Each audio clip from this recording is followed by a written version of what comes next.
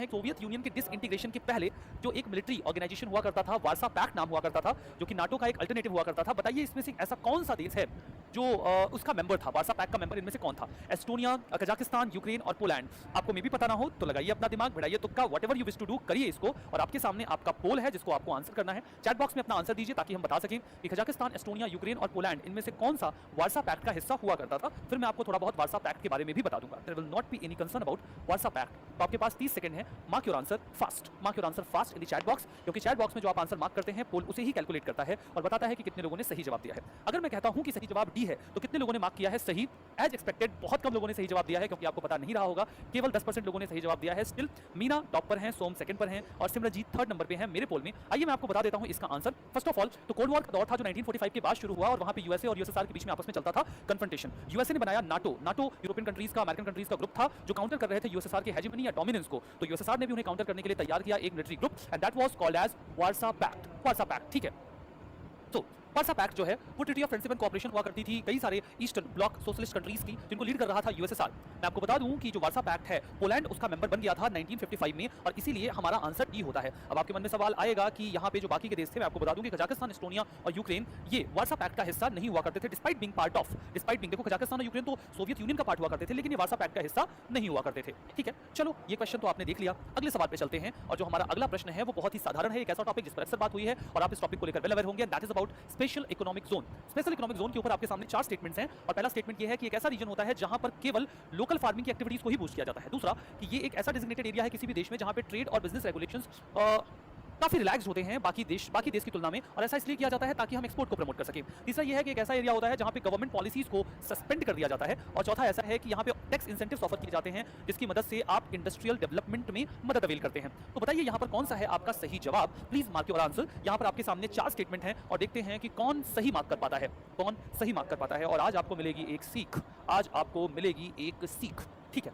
कुछ लोगों का जवाब है बी, कुछ लोगों का जवाब है डी। तो देखते हैं कि किस में कितना है दम और कौन करेगा इस सवाल को सही मार्क, बी या फिर डी, बी या फिर डी, क्योंकि ए और सी का मामला तो समझ आ ही गया होगा आपको। अगर मैं कहता हूं कि इसका जवाब है बी, तो आप में से कई सारे लोगों के दिल पे धक्का लगेगा, क्योंकि आपको लग रहा था कि इसका जवाब होगा डी।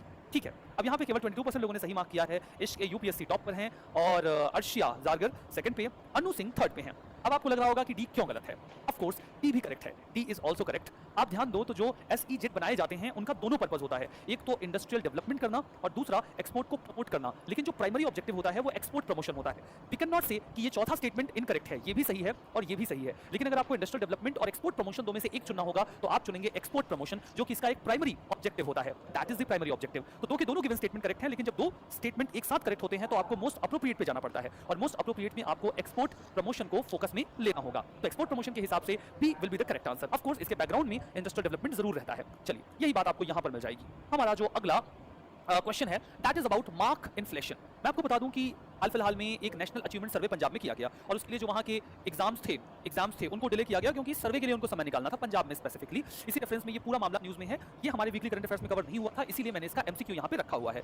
तो मार्क्स या नेशनल अचीवमेंट सर्वे जो है एनएएस के ऊपर ये क्वेश्चन है, एनएएस के बारे में क्वेश्चन है। 3 स्टेटमेंट आपके सामने है। पहला ये है कि मार्क्स इन्फ्लेशन एक ऐसी प्रैक्टिस है जहां पे एवरेज मार्क्स बच्चों के इंक्रीज कर दिए जाते हैं जो स्टूडेंट्स को अवार्ड दिए गए हैं, और इसकी वजह से जो पासिंग परसेंटेज है वो बढ़ जाता है, हाई हो जाता है। ठीक है, तो ये तो मार्क्स इन्फ्लेशन का हो गया। दूसरा कि मार्क कंप्रेशन एक ऐसा कैरेक्टरिस्टिक है जहां पे बहुत बड़ी संख्या में स्टूडेंट्स लगभग सिमिलर मार्क जो है वो स्कोर करते हैं और बहुत नैरो हाई रेंज में बहुत ज्यादा बच्चे हो जाते हैं। ये दूसरा स्टेटमेंट है। अब तीसरा स्टेटमेंट ये है कि नेशनल अचीवमेंट सर्वे जो है वो एक रिलायबल बेंचमार्क है मार्क्स इन्फ्लेशन एसेस करने को लेकर डिफरेंट स्कूल बोर्ड्स में। तो आप बताइए कि यहाँ पे कौन सा स्टेटमेंट करेक्ट है? चूंकि आपने टॉपिक नहीं पढ़ा है तो आपके लिए सवाल इतना आसान नहीं होगा, फिर भी आप इसे जो अटेम्प्ट करने का जो प्रयास है वो करिए, क्योंकि ये एक टॉपिक है जो आपको जानना है, समझना है। इस टॉपिक को हमने पढ़ा नहीं है, ये एक नया टॉपिक है और इस पर आपको अपना क्वेश्चन मार्क करना है ताकि आपको एक नया टॉपिक मिले पढ़ने को, और थोड़ा सा क्यूरियोसिटी भी आए कि आखिर ये मामला है क्या, ये नेशनल अचीवमेंट सर्वे एग्जैक्टली क्या है, व्हाट एग्जैक्टली इज इट, ये है क्या एग्जैक्टली। ठीक है,